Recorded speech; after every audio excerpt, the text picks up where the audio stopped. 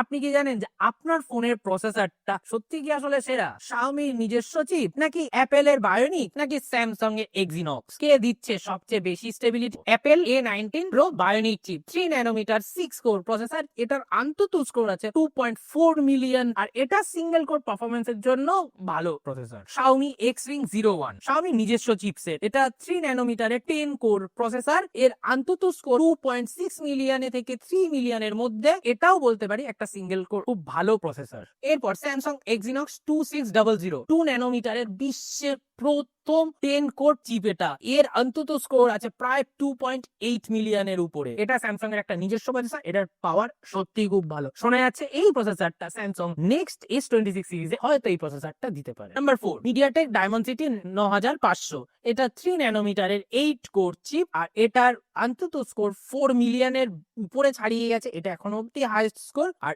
এটা গেমিং বা হাই পারফরমেন্সের জন্য সত্যি খুব ভালো ক্ষমতা দেয় আমাদের স্মার্টফোনকে। আর number 5 flagship processor Snapdragon 8 Elite, এটা 3 ন্যানোমিটারের 8 কোর প্রসেসর, আর এর অন্তত স্কোর আছে 3.9 থেকে 4.1 মিলিয়ন। যদি এর স্কোর দেখো তবে স্ন্যাপড্রাগন 8 Elite আর Dimensity 900 5000 একে অপরকে টেক্কা দিচ্ছে, কিন্তু সত্যি কথা কি, স্ন্যাপড্রাগন গেমিং স্টেবিলিটিতে এক ধাপ এখনো এগিয়ে আছে। আর এরকম আরো ভিডিওর জন্য আমাকে সাবস্ক্রাইব করো।